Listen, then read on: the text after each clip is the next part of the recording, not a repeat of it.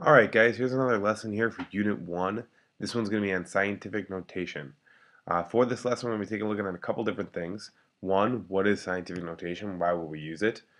Two, how do I get from our regular notation or our normal regular way we're looking at numbers into this scientific notation? How do I get from scientific notation back to the regular notation, the way we're used to looking at numbers?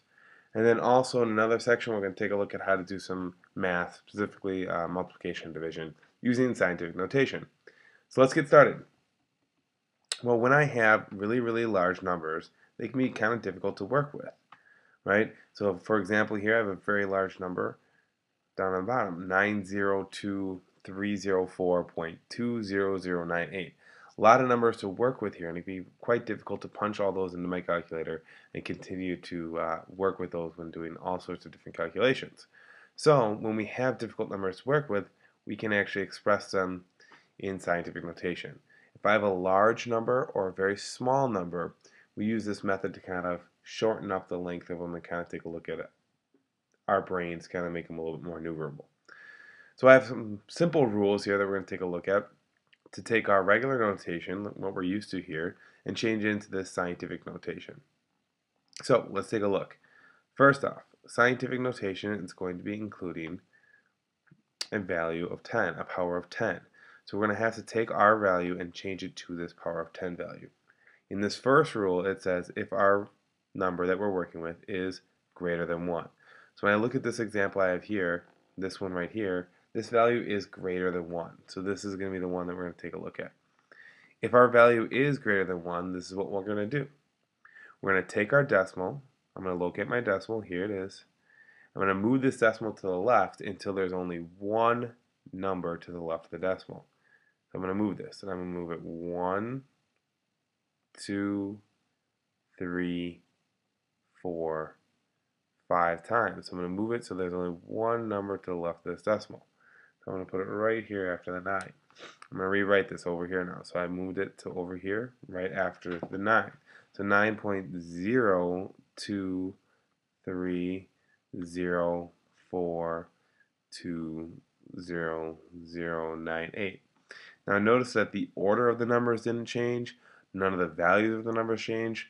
All I did was I took the decimal place, which was after the 4, and I moved it all the way till it was right after the 9. So there's only one number, as it says here, one number to the left of the decimal.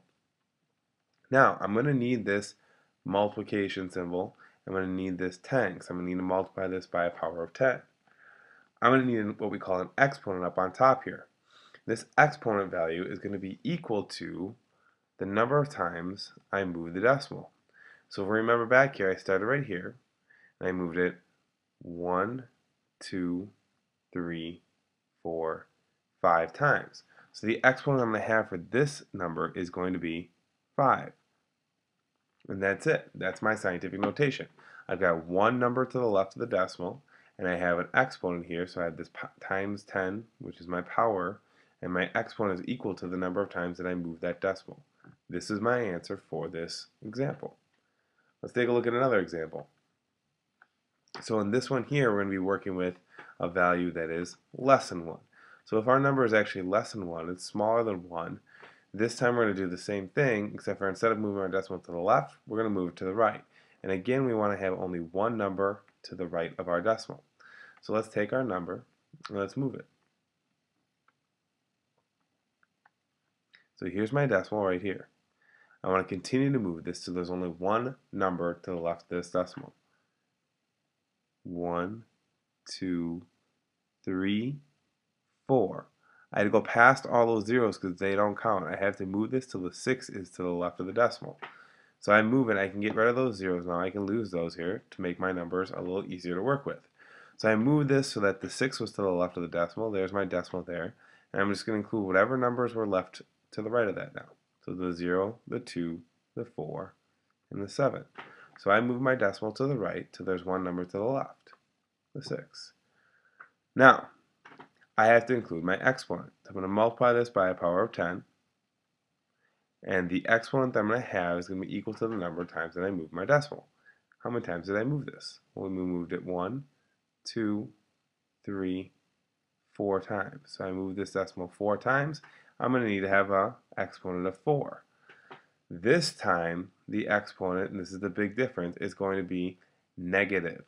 So I need to include a negative symbol along with this 4 to indicate that this value is less than 1. So that's going to let people know that this is a very, very small number that we're working with. So the negative sign has to get included with the exponent. And the exponent again is equal to the times that I move the decimal, the number of times I move the decimal. So that's an example for a case when my value is less than 1. What I want you guys to do now is stop and try some examples of taking regular numbers and changing them into scientific notation. So I'm going to stop the video here, we'll come back, and we'll try going from scientific notation to regular notation a little bit later. Good luck on your practice problems, and hopefully you can handle them out.